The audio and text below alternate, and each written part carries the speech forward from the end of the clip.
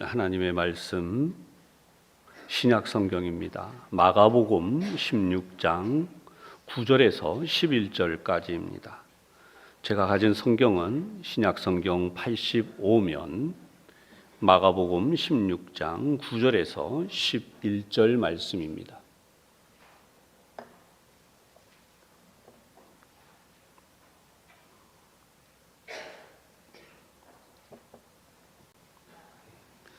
다 찾으셨으면 우리 한 목소리로 함께 봉독하겠습니다. 시작. 예수께서 안식 후 첫날 이른 아침에 살아나신 후 전에 7 귀신을 쫓아내어 주신 막달라 마리아에게 먼저 보이시니 마리아가 가서 예수와 함께 하던 사람들이 슬퍼하며 울고 있는 중에 이 일을 알림해 그들은 예수께서 살아나셨다는 것과 마리아에게 보이셨다는 것을 듣고도 믿지 아니하니라. 아멘. 오늘 이 말씀이 먼저 큰 은혜가 되시기를 바랍니다.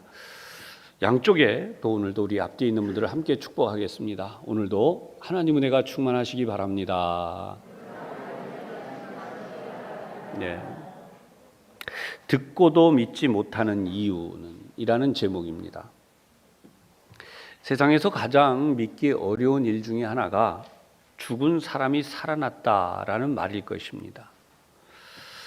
여러분, 지금도 만약에 누가 죽었는데 그 사람이 살아났다라고 말하면 얼마나 믿겠습니까? 흔히 하는 말로 그저 얼마 동안 기절했다가 깨어난 것이지 이렇게 말하기가 쉬울 것입니다. 그런데 만약에 죽은 지 3일 만에 살아난 사람이 있다. 현대 과학으로도 또 이런 과학 시대에도 더더욱 믿지 않으려고 할 것입니다.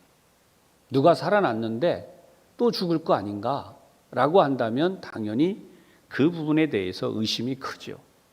그러나 우리가 보고 있는 이 성경의 말씀은 살아났다가 며칠 후에 죽을 그런 살아남이 아닙니다. 이미 우리가 성경적 지식을 통해서 분명히 알고 있지만 예수님의 부활은 영원히 사시는 것입니다. 따라서 사람이 잠깐 기절했다가 피어나거나 혹시라도 며칠 만에 깨어 일어난 그런 사건하고는 전혀 차원이 다른 것입니다. 오늘 우리가 이 성경을 보면서 듣고도 믿지 못하는 이유가 뭐냐? 이 부분을 말씀을 나누고자 하는 것은 믿지 않는 세상의 사람들은 당연히 부활을 안 믿습니다. 그런가 하면 신앙생활을 하고 있는 그리스도인들 가운데에도 세월이 흘러갈수록 부활이 그렇게 중요한가? 아니, 우리가 이대로 살다가 죽으면 하나님 나라 가서 잘 산다면서 그러면 우리 육신이 부활할 필요가 없지 않나? 이런 생각을 하는 분들이 의외로 많고 또 이제 우리 신앙의 다음 세대들로 내려갈수록 이 부활에 대한 부분들을 굉장히 의미를 덜 두려고 하는 그런 일이 있기 때문입니다. 그런 의미에서 막달라 마리아의 이 사건은 제자들이 막달라인이라고 불리우는 막달라 지역에서 사는 사람이란 뜻이죠. 그 지역 출신. 마리아라는 이름이 워낙 많았으니까 이 막달라 지역에 살았던 마리아라고 하는 뜻이죠.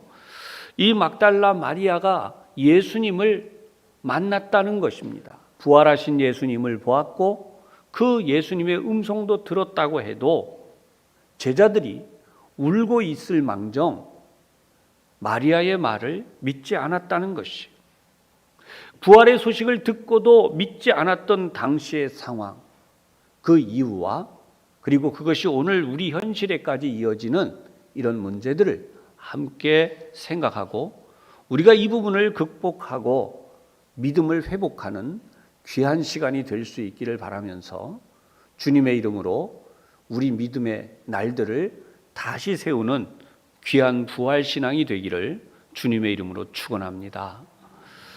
마리아의 말을 믿지 않았던 이유, 제가 한 3가지를 정리해 봤어요.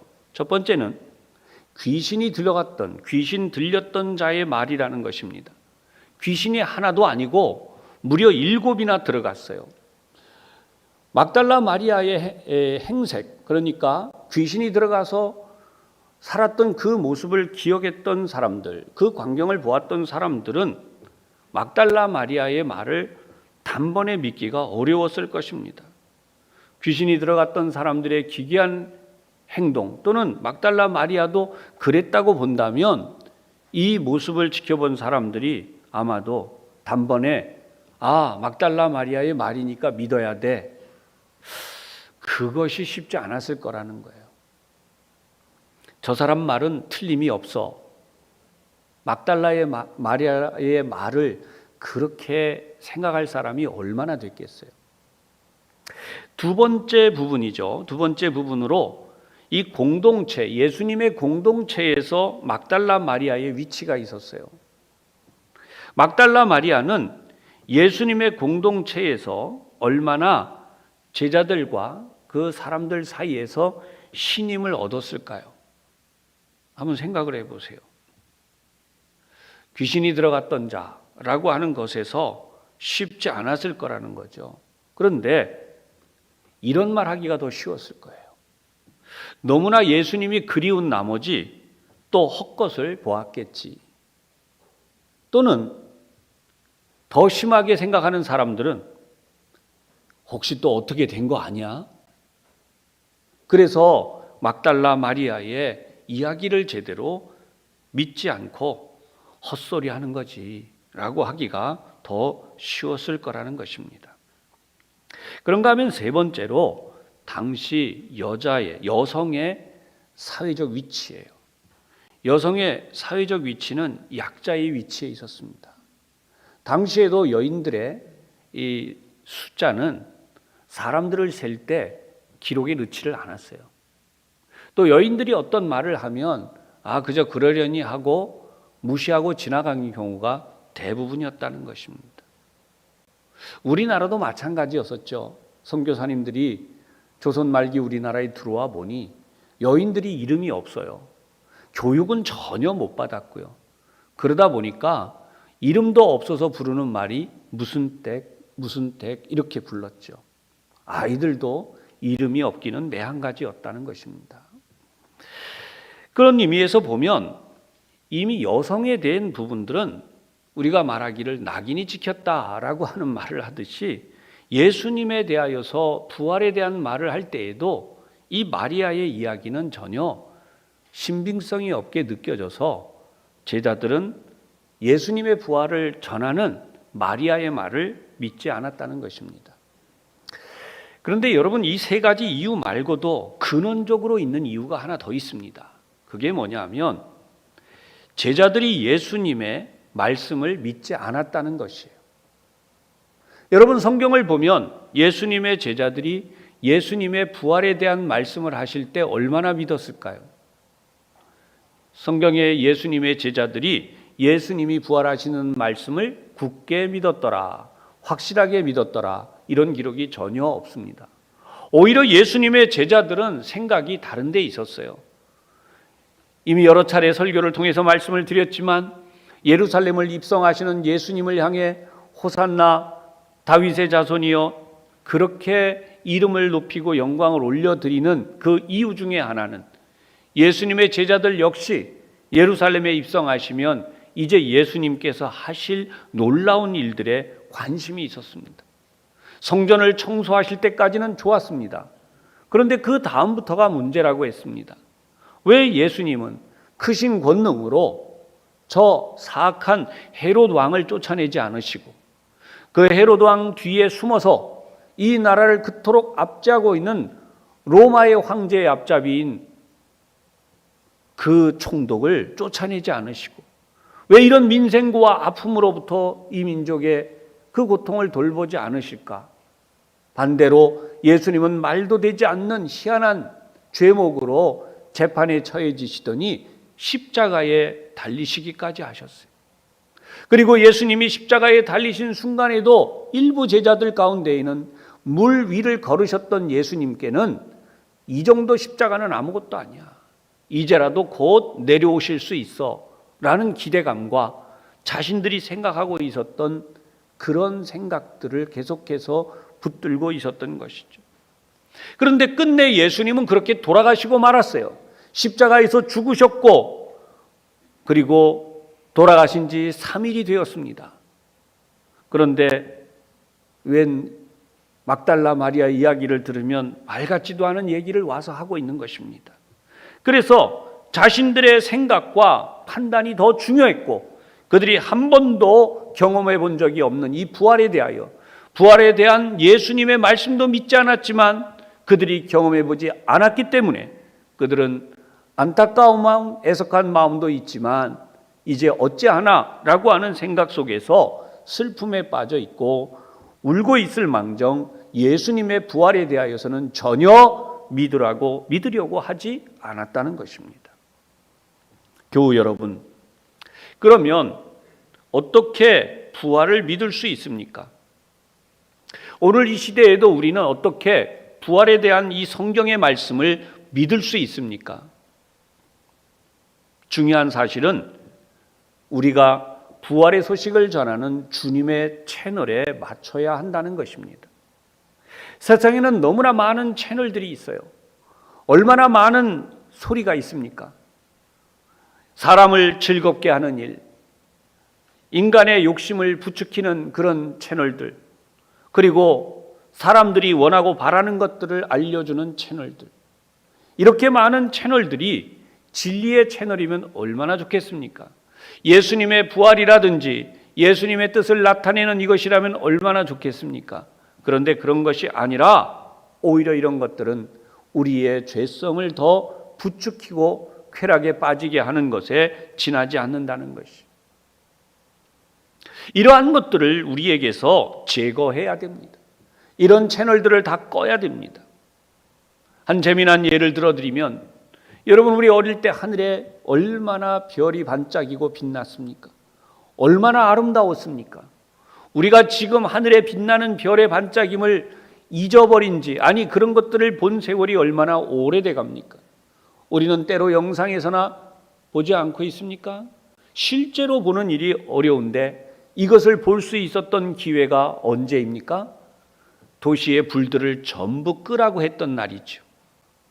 도심 한복판에서도 모든 빌딩, 모든 가정, 모든 가로등 이런 불들을 다 끄고 나니 하늘에 별이 너무나 아름답게 반짝이고 있었던 것이죠. 우리가 어린 시절 보았던 별빛이 그대로 있었습니다. 세상이 변했다고 했지만 변하지 않았습니다. 우리가 인위적인 것을 너무 많이 만들었던 것이죠. 사랑하는 여러분, 우리가 부활을 분명하게 믿으려면 이러한 것들을 우리에게서 제거해야 하는 것입니다. 그래야 주님의 부활이 우리의 부활로 이어지게 되는 것입니다. 이제 우리 다음 단계로 생각해 보십시다. 왜 부활을 믿어야 되는가라고 하는 것입니다. 세 가지로 이것도 정리를 해서 말씀을 드리겠습니다. 첫 번째는 인류 역사상 가장 기쁜 소식이라는 것입니다. 두 번째 부분은 성경에 예언된 소식이라는 것입니다. 그리고 세 번째 부분은 이제 우리에게도 이루어질 일이라는 것입니다. 첫 번째 부분, 인류 역사상 가장 기쁜 소식은 무엇일까요? 그것은 바로 예수님의 부활이 죽음을 이기신 사건, 즉 이제는 더 이상 인간이 죽음 때문에 두려워하지 않아도 된다라고 하는 놀라운 소식이라는 것입니다. 온 인류의 소망이 무엇입니까? 죽음의 공포로부터 벗어나는 것입니다. 저와 여러분은 물론이지만 이 세상에 태어난 모든 사람들이 죽음으로부터 벗어나는 이것이야말로 인류 역사상 가장 기쁜 소식일 것입니다. 사랑하는 부모님들이 세상을 떠났습니다. 우리가 그토록 아끼고 아꼈던 친구들이 세상을 떠났습니다. 이 끝이다. 더 이상 다시는 볼 수 없다라고 생각했는데 그것이 아니라는 거예요. 영원한 천국이 있고 거기에서 그 부모님을, 그 친구들을 다시 만날 수 있다는 것입니다. 부모와 자식도 마찬가지입니다. 하나님의 나라에서 다시 만날 수 있다고 하는 것입니다. 교우 여러분, 하나님께서 타락하고 무너진 인간을 위해 준비하신 최고의 선물이 있습니다. 그것은 바로 구원입니다. 그런데 이 구원은 결코 인간의 의지로 되는 것이 아니라는 것이에요. 이 구원에 꼭 필요한 것이 있는데 바로 그것이 믿음이라는 것입니다. 믿음이라 하면 아무 것이나 믿는 것이 아니고 여러분 반드시 구원에 필요한 것을 믿어야 하는 것입니다. 그러면 이러한 믿음이 생기려면 어떻게 해야 할까요? 오늘 저는 기독교의 고전으로 불리우는 칼빈의 기독교 강요에서 몇 가지를 간추려서 여러분들에게 말씀드리면서 함께 은혜를 나누겠습니다. 믿음이라고 하는 것, 하나님에 대하여 아는 것을 우리가 믿음으로 하나님에 대하여 안다라고 말합니다. 칼빈은 이 부분도 이야기하지만 한 가지를 더 이야기해요. 그것이 바로 지식에 근거한 믿음을 이야기합니다. 물론 여기서 지식은 성경에 근거한 것입니다. 그저 믿어지는 것도 있지만 우리가 잘 믿기 위해서는 성경을 근거로 해서 믿어야 한다는 것입니다. 그런데 여러분, 우리가 알지만 잘 믿어지지 않잖아요. 예수 잘 믿어야 된다는 거 알고 믿음 생활 잘해야 된다는 거 알지만 가장 황당한 얘기처럼 들려지는 죽은 사람이 살아난다라고 하는 부분에서 기독교의 부활의 소식에 대하여는 많은 지성인들이 제대로 믿지 못하고 있어요. 십자가의 희생과 죽으심에 대한 나름대로 당시의 집권자들과 사회적 상황을 볼 때 예수님은 그렇게 희생하셨다. 그리고 예수님의 죽으심과 희생에 대하여 분명하게 예수님은 그렇게 사셨으니까 우리도 그렇게 살다가 죽는 게 참 모범적인 답이다 라고까지는 해요. 그러나 여러분, 예수님 부활하셨습니다. 이 말에 대해서는 그다지 큰 신빙성도 그게 꼭 그렇게 이런 분들이 의외로 많이 있다는 것입니다. 사랑하는 여러분, 이 부분은 우리가 오늘 두 번째 부분으로 이어가면서 풀어가겠습니다. 예수님에 대한 것, 예수님의 부활에 대한 말씀들은 성경에 예언된 소식이라는 거예요. 성경에 예언되어 있는 하나님의 말씀이며 이 성경의 말씀은 진리라는 것입니다. 그런 의미에서 예수 그리스도는 누구신가라고 하는 것입니다. 칼빈이 이 부분에 답을 하기를 먼저 예수 그리스도에 대하여 알려면 예수님이 중보자이시다라고 하는 것을 알아야 한다고 했어요. 이 중보자에는 두 가지 중요한 모습으로 그 자격을 갖추어야 되는데 첫 번째는 진정한 하나님, 참 하나님이어야 한다는 것입니다. 두 번째는 진정한 인간, 참된 인간이어야 한다는 것이에요. 왜 그러면 이 두 가지가 중요한가? 첫 번째, 참된 하나님이어야 되는 이유는 부패하고 무너지고 죽어가는 인간에게 다시 한번 하나님의 거룩한 생명을 수여하실 수 있는 분은 바로 생명의 근원이 되시는 하나님 외에는 없기 때문이라는 것입니다. 하나님만이 인간에게 다시 참된 생명을 수여하실 수 있다라고 하는 것과 그렇다면 이번에 왜 참된 인간이어야 하는가라고 하는 부분은 최초의 인간인 아담과 하와가 불순종함으로 인간에게 내려진 하나님의 심판, 바로 이 하나님의 심판에 대하여 그 죄의 형벌을 만족시키고 그리고 하나님의 주신 그 심판에 대하여서 다시 인간으로 하여금 거룩한 성취를 이루게 할 하나님의 심판과 함께 이루어진 형벌의 값을 치르고 난 뒤에 이루어질 바로 그것을 이루실 분은 예수 그리스도 외에는 없기 때문이라는 것이. 여기서 예수님은 죄가 없으신 완전한 인간으로 이 땅에 오셔야만 하는 이유가 된다는 것이. 사도행전 4장 12절입니다. 다른 이로서는 구원을 얻을 수 없나니 천하 인간의 구원을 얻을 만한 다른 이름을 우리에게 주신 일이 없습니다. 세상의 어떤 종교도 세상에 어떤 위대한 인물이 나온다고 해도 예수님 외에는 인간을 구원할 리가 없다는 것입니다. 이 사실을 디모데전서 2장 5절에도 다시 한번 말씀했는데요. 하나님과 사람 사이에 중보도 한 분이시니 곧 사람이신 그리스도 예수라. 아멘. 여러분, 예수님은 죽음을 이기신 분입니다. 아멘. 한번 따라 하시죠. 예수님은 죽음을 이기셨습니다. 아멘. 이것이 온 인류가 바라는 바예요. 사랑하는 여러분, 어제도 오늘도 내일도 마찬가지입니다만 지금 이 순간에도 코로나로 모든 것이 멈췄지만 멈추지 않는 곳이 딱 하나 있어요. 장례식장이에요. 화장장이에요. 안 멈췄어요. 끊임없이 지금도 계속돼요.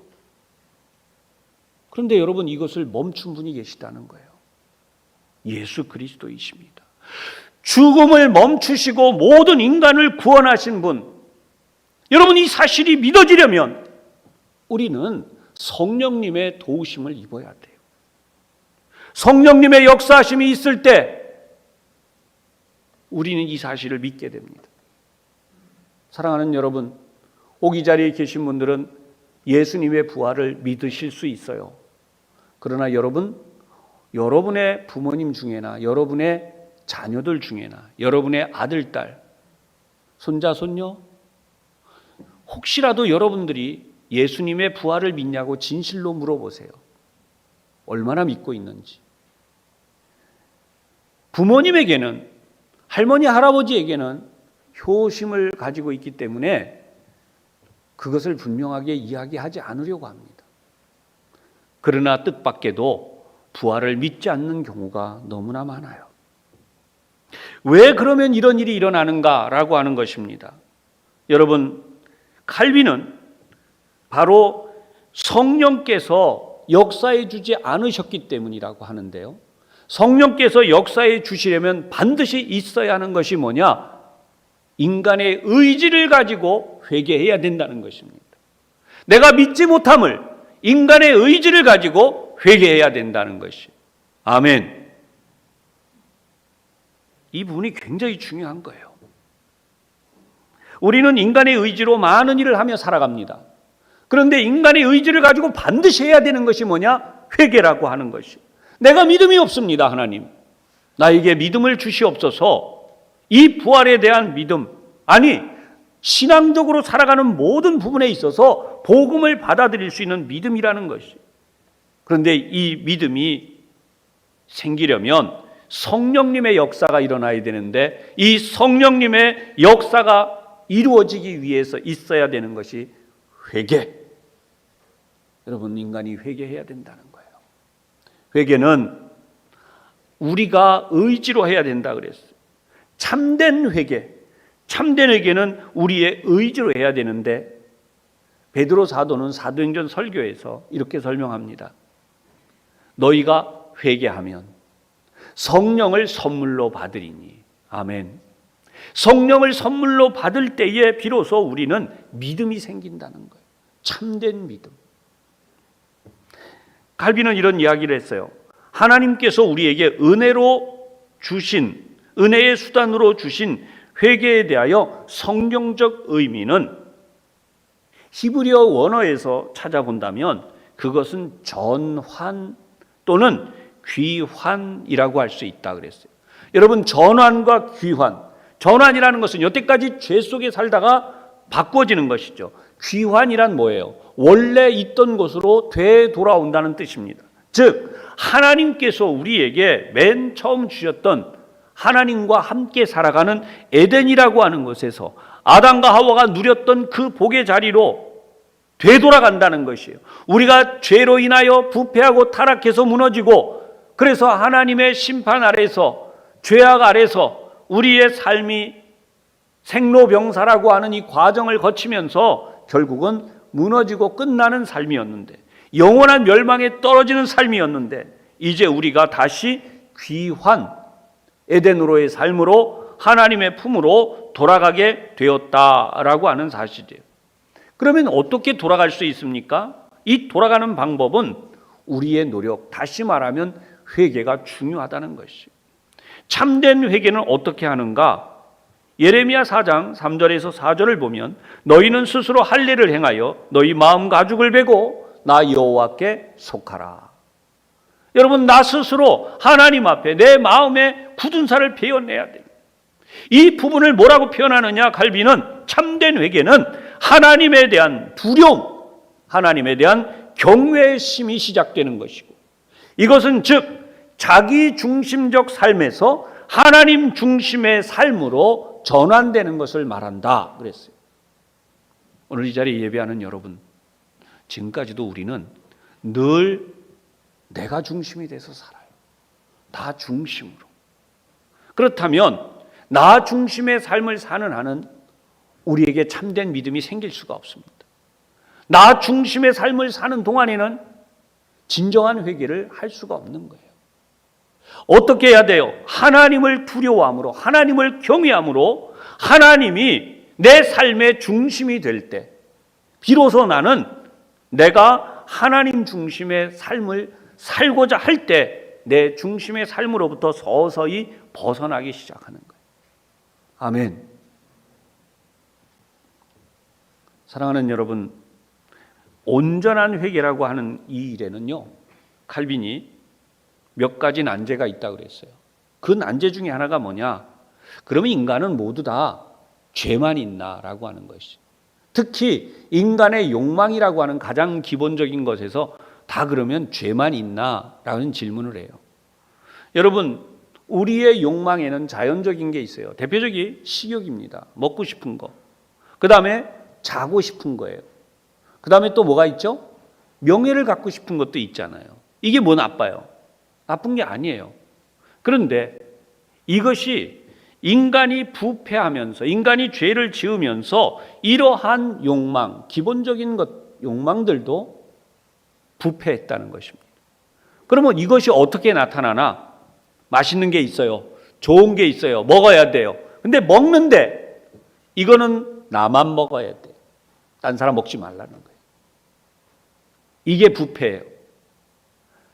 잠자는 것도 그렇지만 명예도 마찬가지예요. 여러분, 좋은 거 갖고 싶고 또 내가 좋은 자리에 올라가고 싶고 그러잖아요.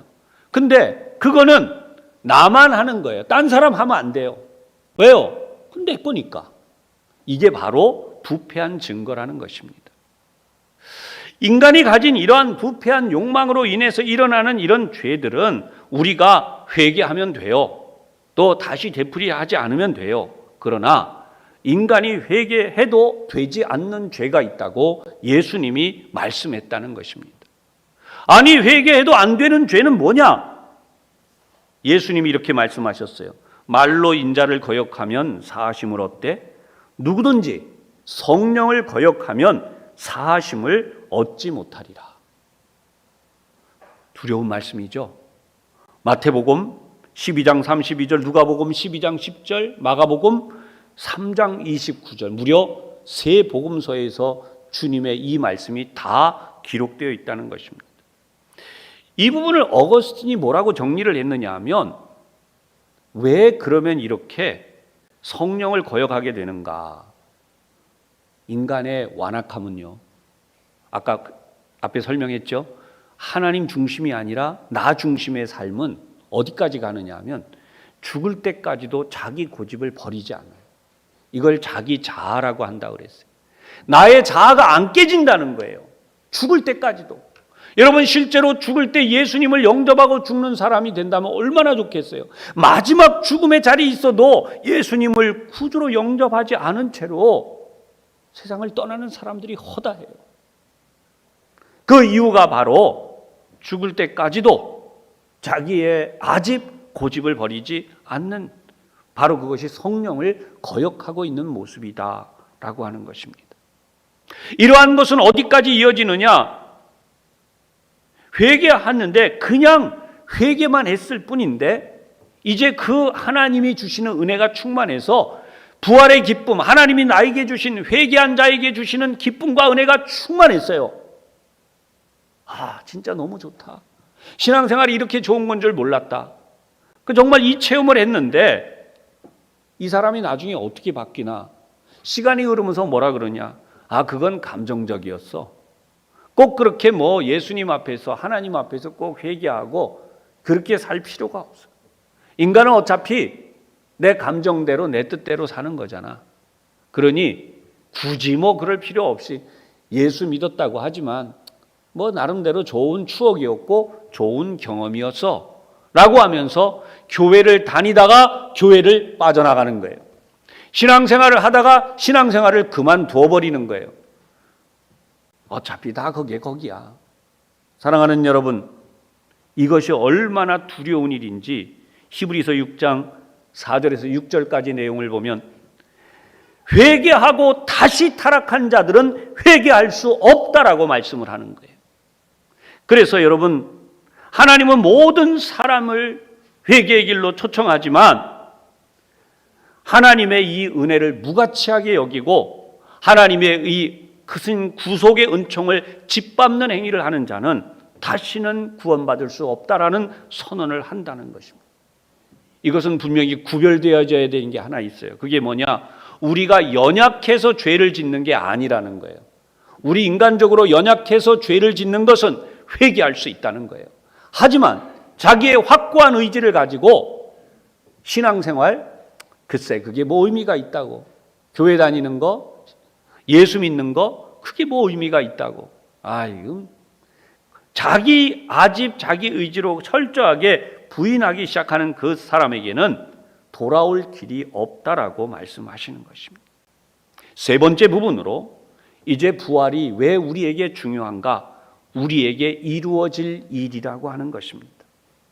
부활은 영원한 영생의 길입니다. 저와 여러분이 함께 천국에서 영원토록 살아가는 바로 그 복이고, 이 부활은 하나님의 사랑의 완성이라고 하는 사실이에요. 칼빈이 가르쳐준 내용은 이런 얘기예요. 주님의 제자들도 3일 후에 예수님이 살아나신다고 말씀했을 때 그 부분에 대하여 충분히 몰랐다는 것입니다. 그들은 체험적인 지식만 있었기 때문이라는 것이죠. 왜냐하면 말씀의 지식이 없었다는 거예요. 예수님의 말씀의 지식이 체험적인 그런 지식으로 다시 예수님이 부활하셨다고 하는 것.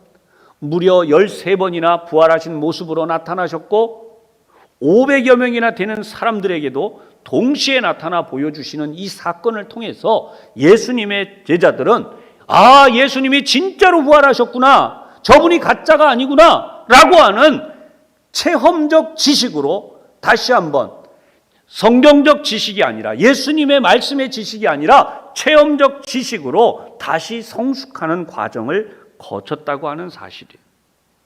사랑하는 여러분, 이 사실을 로마서 10장 17절의 말씀이에요. 그러므로 믿음은 들음에서 나며 들음은 그리스도의 말씀으로 말미암느니라. 그리스도인의 이러한 믿음의 삶은 어떤 일을 가져오는가? 칼빈이 오늘 말씀에 제가 결론적으로 여러분들에게 드리고자 하는 것은 그리스도인의 성화, 그리스도인으로 점점 더 성장해 가는 것과도 관련이 있다라고 말씀을 드리는 것이. 그래서 여러분, 그리스도인으로 성화되어지는 이 과정에서 여러분들에게 꼭 강조해 드리고 싶은 내용이 있어요. 칼빈이 한 그 내용을 그대로 설명을 드립니다. 참된 믿음을 갖는다고 하는 것은 하나님의 은혜를 깨닫게 하여서 우리가 하나님을 열렬히 사랑하게 되는 것이다. 여러분, 이 부분이 얼마나 중요한 이야기냐 하면 우리가 흔히 말할 때 교회 나왔더니 가슴이 뜨거워져. 신앙생활 하는데 교회 왔더니 막 뜨거움이 교회 오니까 너무 뜨거워 좋아. 여러분, 이 감정적인 부분이 정말 진짜 믿음으로 오느냐를 점검해 보라는 말씀이 지금 이 부분이에요. 좀 다른 종교 이야기를 해보면 이렇습니다. 타 종교에도 이 뜨거움이 많아요. 예를 들어서 어떤 지역에 가서 탑을 열심히 돌았어요. 어떤 분은요, 몇백 번 절을 했어요. 심지어 몇천 번 절을 하기도 해요. 그랬더니 막 뜨거움이 와요. 상상할 수 없는 체험이 이루어져요. 여러분, 그게 참된 체험이고 참된 구원일까요? 그런 종교를 가진 사람들에게도 그런 경험이 있고 그런 즐거움이 있고 그런 뜨거움이 있어요. 그 종교 생활에서 오는 뜨거움이 있고 그 공동체의 뜨거움이 있단 말이에요. 그러면 그것이 우리 기독교의 이 뜨거움과 같은 것입니까? 교회에 왔을 때 내가 그냥 사람들 사이에 즐겁고 교제가 있고 행복하고 이걸 뜨거움으로만 해석하려는 분들이 있어요. 칼빈은 이렇게 얘기했어요. 하나님의 은혜를 깨닫게 하여 하나님을 열렬히 사랑하게 되고, 아멘. 하나님을 사랑하는 뜨거움, 내가 하나님을 정말 사랑하는 그 뜨거움, 이것이 바로 교회 생활의 뜨거움이라는 거예요. 탑돌이를 하고 가서 절을 하고 거기 있는 사람들과 어울려서 그런 즐거움이, 그런 뜨거움이 아니라 진짜 뜨거움은 내가 하나님을 너무나 사랑하기 때문에, 예수 그리스도를 너무나 사랑하기 때문에, 그 뜨거움 때문에 내가 이 교회를 나와야 되고 예배를 드려야 되고 봉사를 해야 되고 하나님을 섬기는 신앙생활을 하는 것이라는 거예요. 뜨거움의 번지수가 분명해야 된다는 것입니다. 그래서 기독교 신앙과 비기독교 신앙적인 것을 가려내라는 것이, 왜 예수님의 제자들은 예수님의 부활의 소식을 듣고도 뜨겁지 못했습니까? 왜 그 감격의 소식을 듣고도 기뻐 뛰며 예수님이 부활하셨다고 일어나지 못했습니까? 그들은 자기들의 아집과 고집으로 예수님을 사랑하고 있었던 거예요. 진정한 하나님의 사랑, 진정한 하나님의 은혜로 믿음을 가진 사랑으로 신앙생활한 것이 아니었다는 것입니다. 그런데 안타까운 것은 지금도 이 세상은 이러한 혼돈을 점점 더 일반화시켜 가요. 말씀드렸듯이 우리의 다음 세대들이 신앙이 점점 이런 혼돈에 휩싸이기 시작합니다. 왜 부활해야 되는데? 부활이 도대체 무슨 의미가 있는 건데? 사랑하는 여러분, 우리가 부활한다는 것은 죽음을 되풀이하지 않는다는 것입니다. 어느 종교에서 말한 것처럼 다시 태어나고 또 죽고 다시 태어나고 또 죽고, 이게 아니라는 거예요. 우리는 단 한 번 저와 여러분이 이 땅에 태어나서 예수 그리스도를 믿을 수 있는 기회를 하나님으로부터 받았으며, 이 기회의 구원받음을 통하여서 예수 그리스도를 믿게 되고 예수 그리스도가 어떤 분이신지를 알게 되고, 우리가 그 믿음을 통하여 예수님을 뜨겁게 사랑하고 하나님을 뜨겁게 사랑하게 됨으로써 세상의 그 어떤 유혹도, 세상의 그 어떤 문제들도 우리를 흔들 수 없는, 우리를 혼돈시킬 수 없는 그 확고한 믿음 안에서 살아가는 것이 바로 칼빈이 오늘 우리에게 알려주는 참된 믿음이라고 하는 것입니다. 이것이 부활 신앙으로 이어지는 진짜 믿음이라는 것이, 우리는 천국에서 영원토록 살아갑니다. 여러분, 지금 어떤 분들이 이 나이가 들고 병들고 아픈데 이대로 죽어서 영원히 살면 무슨 의미가 있어요? 아닙니다. 여러분, 하나님이 아담과 하와를 창조하셨던 가장 빛나는 모습, 가장 건강한 모습, 가장 아름답고 진짜 잘생긴 그 시절의 모습으로 우리는 하나님이 다시 아까 되돌려 주신다, 환원시켜 주시는 복을 받으며 천국에서 영원토록 살아간다고 하는 것이에요. 이 사실 때문에 우리에게 믿음이 생기는 거예요. 이 사실 때문에 우리가 늘 뜨거운 믿음으로 하나님이 나를 그렇게 사랑해 주시기에, 오늘도 부활의 은총으로, 오늘도 부활하신 하나님의 능력으로 나를 그렇게 사랑해 주시기에, 그 사랑의 뜨거움으로 인하여 오늘 우리가 감격하며 이 예배를 드리고 돌아가게 되는 것입니다. 사랑하는 여러분, 이 하나님의 사랑에 온전히 응답하는 믿음이 되시기를 주님의 이름으로 축복합니다.